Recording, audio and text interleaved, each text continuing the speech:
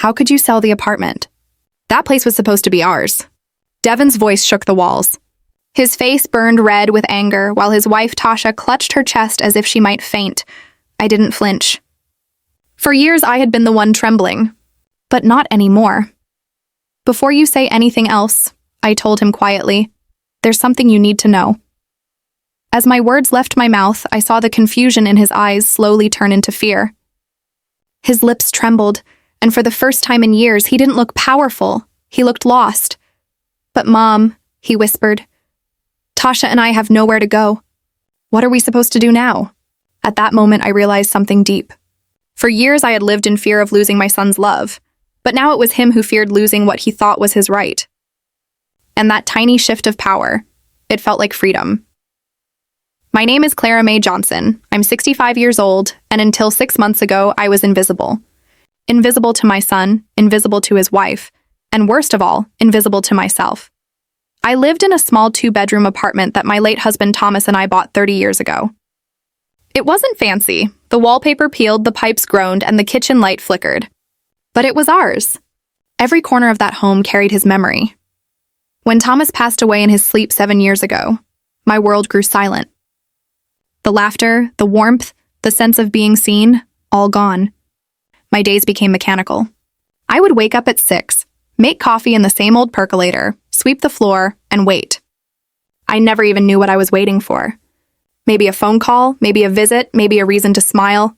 Devin was my only child. After his father died, I thought we'd grow closer, that grief might tie us together. But instead, it pulled us apart. He got busy, with work, with friends, with his wife Tasha. His visits were quick and cold. He'd come by, scroll through his phone, and ask, "Hey Mom, you doing okay?" "Yes, son," I'd answer, forcing a smile. "Good. Been really busy lately," he'd say, already halfway out the door. That was our bond now, short words and long silences. I tried not to blame him. Children grow up, they move on, I told myself. But loneliness, it creeps into your bones. You don't even notice how heavy it's become until one day you can't breathe under it. Then came Tasha. When Devin first introduced her, she was sweet, charming, full of energy. She hugged me, called me Mama Clara, brought me supermarket flowers, and smiled like I finally had the daughter I never had. But people wear masks, and hers slipped soon enough. Her compliments turned into criticism. "This sofa is ancient, Mama Clara," she'd say with a fake laugh. "Don't worry, when this apartment becomes ours, we'll renovate everything. When it becomes theirs." As if I was already gone. Once I cooked Devin's favorite dish from childhood, smothered pork chops with mashed potatoes. I spent the whole afternoon in the kitchen. When I served it, Tasha barely touched her plate. "A little salty, isn't it, Dev?" she said, and my son, my only son, just nodded. He didn't even look at me. They left early that night, plates still half full. Their laughter echoing down the hallway while I quietly cleaned the dishes. My hands shaking over the sink. That's when I started realizing something was wrong. Terribly wrong. But I didn't confront them. Not yet. Mothers always hope. Hope that maybe their children will wake up one day and remember love. One Tuesday, everything changed. I was in the bathroom when I heard their voices in the living room.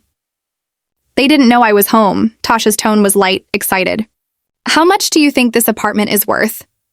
"Maybe $280,000, Devin replied. "Enough for a down payment on a real house. And your mom?" Tasha asked. "Will she sell?" Devin laughed, a sound I had never heard before. Cold, sharp. "She won't, but she's not going to live forever." Tasha sighed in relief. "Good, because honestly, I don't know how much longer I can pretend to like her." Something inside me broke quietly that day. Not my heart, but an illusion. The illusion that my son still loved me. I stayed in the bathroom for a long time, tears falling silently. But they weren't tears of sadness. They were tears of awakening. That night, I sat on the same old sofa and whispered to myself, "Enough." I didn't know what I was going to do yet. But I knew one thing for certain, I would never be invisible again. The next morning, I woke up different. I can't explain how, but something inside me had hardened overnight. All those years of being ignored, humiliated, and treated like a burden had finally turned into something new. Clarity. I brewed my usual coffee. Yet the sound of the old percolator didn't make me feel lonely this time. Instead, it sounded like a heartbeat. Mine. I sat at the kitchen table with a notebook and began to write everything I remembered. Every insult, every cold glance, every word that made me feel small. 5 whole pages filled up quickly. When I looked at them, I realized I hadn't imagined any of it. They really had turned me into someone who no longer mattered. 2 weeks later, Devin and Tasha came by again, carrying fake smiles and a box of cookies. I knew they wanted something. Devin didn't waste time. "Mom, we need to talk," he said, sitting down without being invited. "Tasha and I are house hunting. We want to start a family, but everything's so expensive." I nodded, pretending to listen.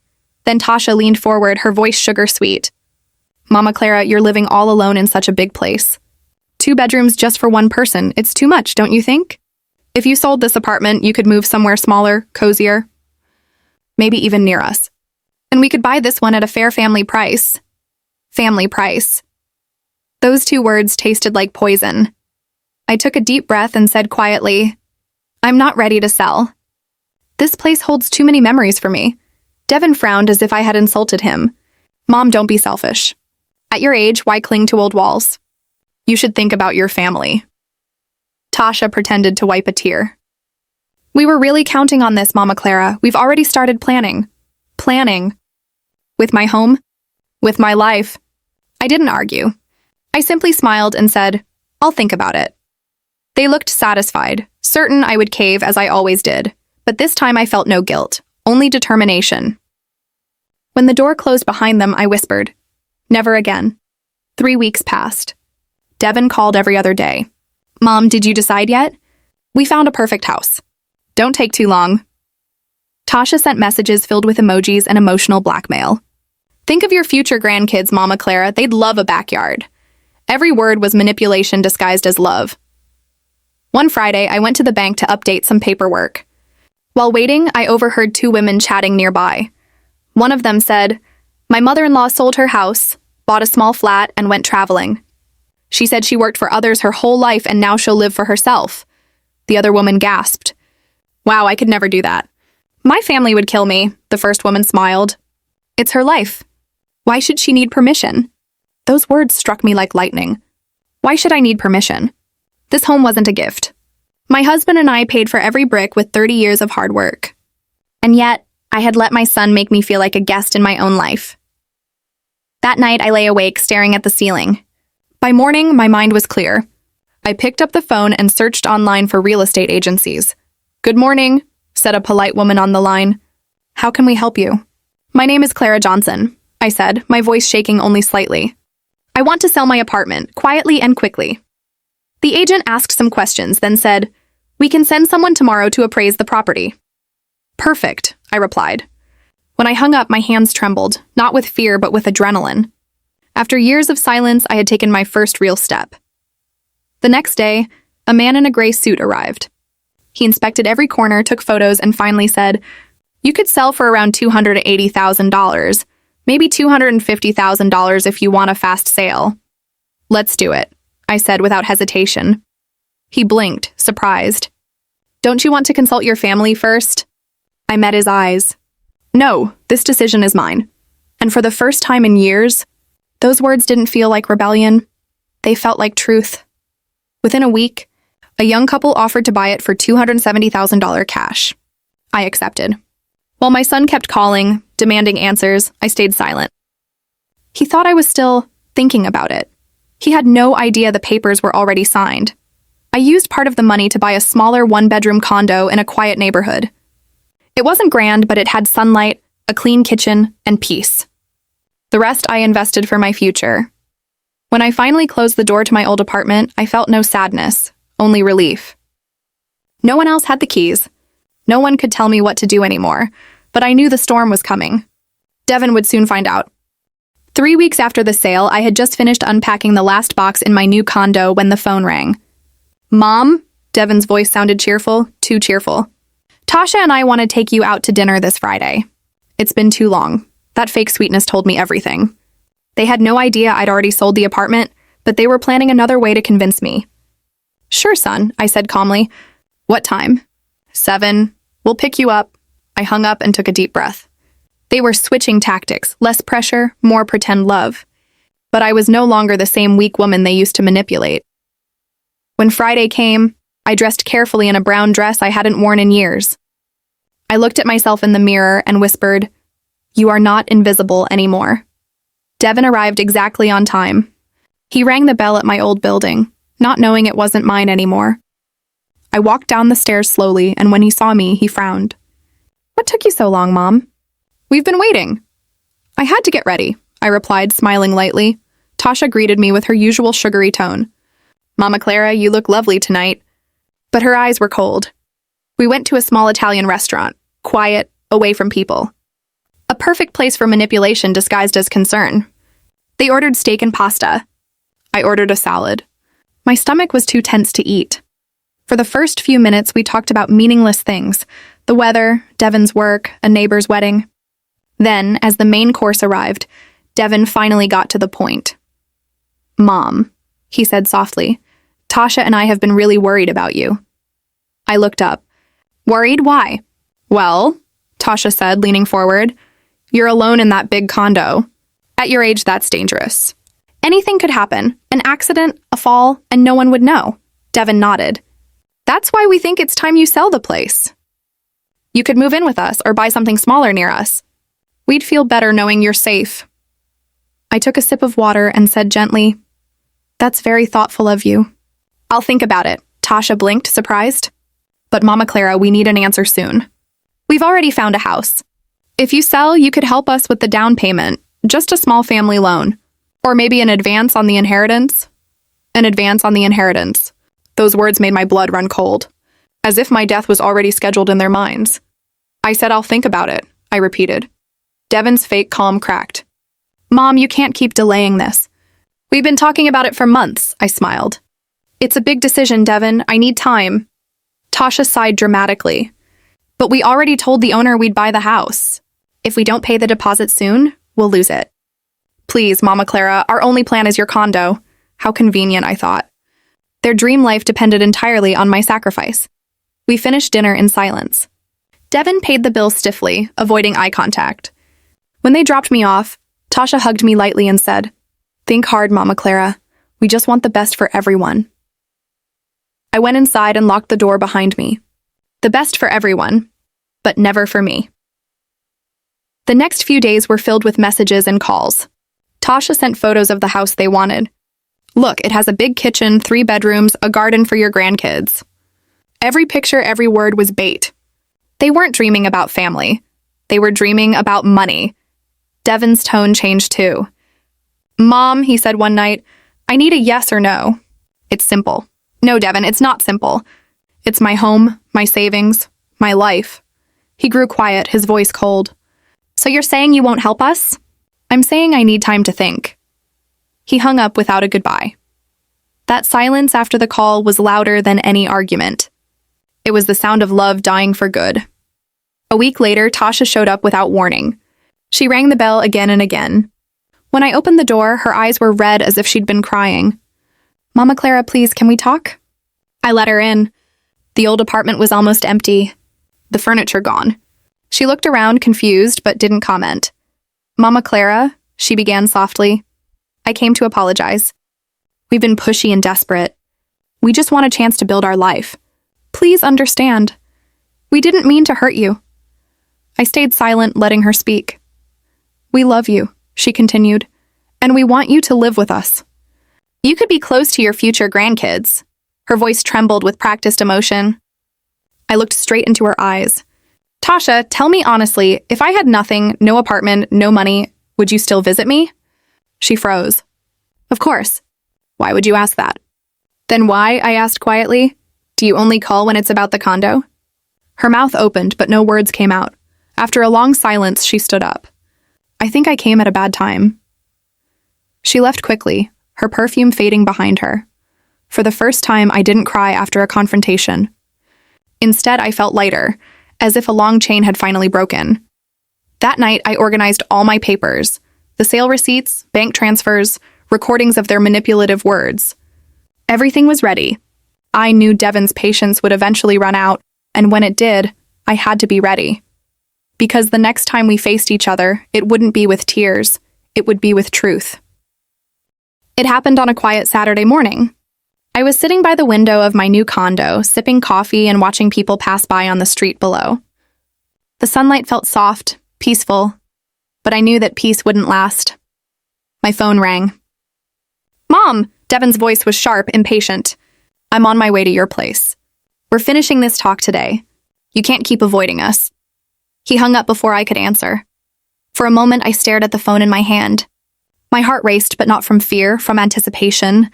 The moment I had been preparing for had finally come. I got dressed calmly, cream-colored blouse, comfortable slacks, my hair tied neatly back. Then I picked up the keys to my old apartment.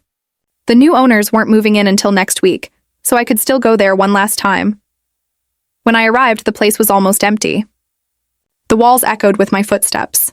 Only a few boxes remained in the corners, traces of the life I had already left behind. I sat on the floor, leaning against the wall, and waited. Within minutes, I heard heavy footsteps coming up the stairs. Then the door burst open. Devin stormed in like a storm about to explode. Tasha followed close behind. "Mom!" he shouted, but stopped when he saw the bare room. His eyes darted around in disbelief. "Where's the furniture? Where's everything?" "I sold it," I said simply. Tasha blinked fast. "You sold the furniture?" "Not just the furniture," I replied calmly. "The apartment, too." The silence that followed was thick. I could almost hear their hearts pounding. Devin's face turned red.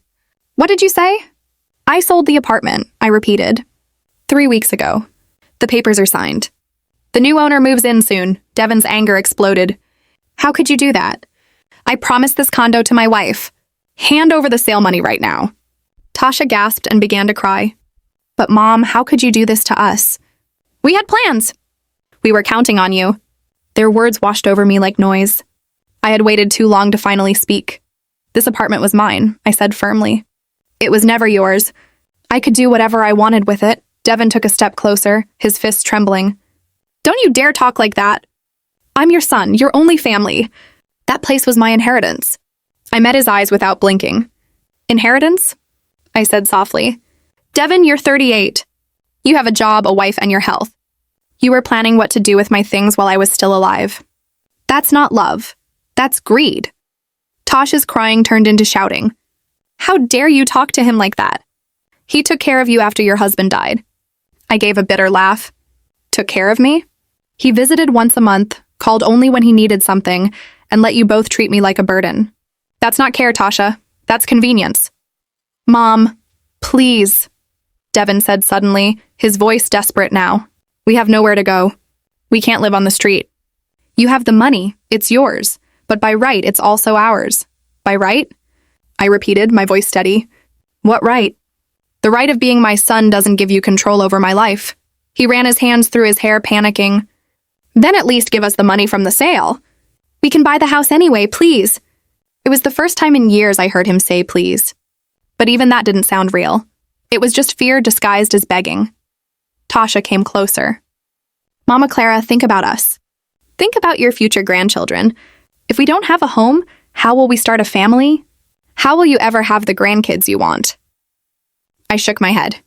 "Don't use that as an excuse. You never wanted children for love, only as another way to control me. You used their idea to make me feel guilty." She froze, her mouth half open, unable to speak. Devin shouted again. "So where's the money?" "In my account," I answered. "I used part of it to buy a smaller place for myself, and the rest is invested, for my peace, for my future, for me." Devin's face twisted with rage. "You're selfish. A selfish old woman who only thinks about herself. And what did you expect me to do?" I snapped. "Give up everything and live off your pity? Spend my last years waiting for you to remember I exist?" Tasha sobbed loudly. "We wanted you with us. We were going to take care of you." I looked straight into her eyes. "No, you were going to take my money and then send me to the cheapest care home you could find." "Lies," Devin shouted. "You're paranoid." "I'm not paranoid," I said. Then I took my phone from my pocket. "I have proof." They froze. "What proof?" Tasha whispered. "I recorded you," I said firmly. "Every conversation where you talked about me as if I were already dead. Every plan you made behind my back. Every cruel word you thought I couldn't hear. Devin's face went pale. You recorded us? Yes, because I needed to be sure I wasn't crazy. And now I know I wasn't. He stepped toward me, furious. Give me that phone right now. No, I said, holding it close. These recordings are my protection, in case you ever try to do something stupid. Tasha's voice trembled. Something stupid like what? Like suing me, or claiming I've lost my mind. I know how stories like this end. But not this time. Devin let out a humorless laugh. You're insane. Maybe, I said quietly. Or maybe I've finally come to my senses. For the first time, neither of them spoke. The silence between us was heavier than all the years of manipulation combined. Then Tasha said coldly, We'll never forgive you for this. I can live with that, I answered. Devin pointed to the door. Let's go, Tasha. There's nothing left here for us. Before leaving, Tasha turned to me and hissed, I hope that money keeps you warm. Because it just cost you your family. I took a deep breath and said softly, I lost my family a long time ago. I just didn't realize it until now. They slammed the door behind them. The echo filled the empty room like thunder, but for me it sounded like freedom. When they slammed that door, I stood there in the silence for a long time. The air felt heavy, but not with pain. This time, it was peace. For the first time in years, I had defended myself. I had said no and survived it. I sat on the cold floor, my heart still racing from the confrontation. Tears filled my eyes, but they were not tears of sorrow. They were tears of release. The fear that had ruled my life for so long had finally vanished. That night, I stayed in the empty apartment for almost an hour. I walked through every room, touching the walls one last time, whispering, Thank you for everything. This was where I had lost so much, but also where I had finally found myself again.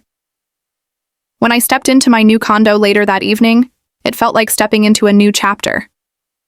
The rooms were small but full of light. Everything smelled fresh, new paint, new beginnings. I made myself a cup of tea, sat by the window, and smiled. A real smile, warm, genuine, free. It wasn't the smile of a woman pretending to be fine. It was the smile of someone who was fine, finally. Just as I took my first sip, the phone rang. The number was unfamiliar. I hesitated but answered. Mrs. Johnson? A woman's voice said. This is Simone, Tasha's sister. My heart tightened. Of course, they weren't finished. Yes, Simone. What can I do for you? Her voice was firm, sharp. I just wanted to say that I'm very disappointed in you. Devin and Tasha told me everything. How could you do this to your own son? He needed you, and you turned your back on him. I took a deep breath before speaking. Simone, with all due respect, you don't know the full story. You've only heard the version they told you, the one where I'm the villain. There's no other version. She snapped. You sold the home your son depended on. That's selfish, plain and simple, I smiled bitterly. My son didn't need that home. He wanted it. And those are two very different things, she scoffed. You destroyed their dreams for the future. All for what? To buy a smaller apartment and hoard money you'll never spend? I let her finish, then said quietly, Simone, tell me something. When was the last time Devin or Tasha visited me without asking for something? When was the last time they called just to see how I was? There was silence. People get busy, she said after a pause. Yes, I replied softly. People get busy. But love doesn't. Respect doesn't. And that's all I ever wanted. She started to speak again, but I continued. I was there for my son for 38 years. I gave him everything I could. But there comes a time when children must stand on their own 2 feet. If Devin still expects me to fix his life, then I failed as a mother. But I won't fail again by letting him use me. She didn't reply. Then I heard a cold click as she hung up. I set the phone down and exhaled. I knew it wouldn't be the last time someone called to guilt me. But I also knew no one could shake my resolve anymore. That night, I checked my bank account online. The numbers on the screen shimmered like quiet proof that I had taken my life back. Over $100,000, all mine, all earned, all safe. Not because of greed, but because of survival. For the first time in decades, I slept without fear. No nightmares, no guilt, no loneliness, just peace. In the following days, I began to settle into a rhythm. I bought plants for the windowsills, green life that breathed freshness into the space. I hung beige curtains and placed my books neatly on a small shelf. Every small thing I did reminded me that this home belonged to me alone. No one could enter without permission. No one could tell me what to do, what to sell, or who to be. A week later, my phone buzzed again. It was a long message from Devin. "Mom," it began. "I've had time to think. We both said things we didn't mean. I know I haven't been the best son, but that doesn't mean I don't love you. You'll always be my mother. I wish we could talk and fix things." I read it twice, trying to feel something. But I didn't. There was no "I'm sorry." No acceptance of what he had done. It was just another way to open the door he had slammed shut himself. I didn't reply. 2 days later, another message arrived. This time from Tasha. "Mama Clara, please don't shut us out. We made mistakes, but everyone deserves a second chance. Devin isn't doing well. Please forgive him, forgive him." The words used to melt my heart. But now, they only reminded me how easily people confuse forgiveness with permission to hurt you again. I placed the phone face down and looked around my new home. Quiet. Safe. Mine. And I promised myself that this time, no one would take that away. A few quiet weeks passed. My life had finally settled into calmness. Morning tea, a walk in the park, reading before sunset. Peaceful, simple, and mine. One afternoon, as I sat in the small garden near my building, an older woman approached me.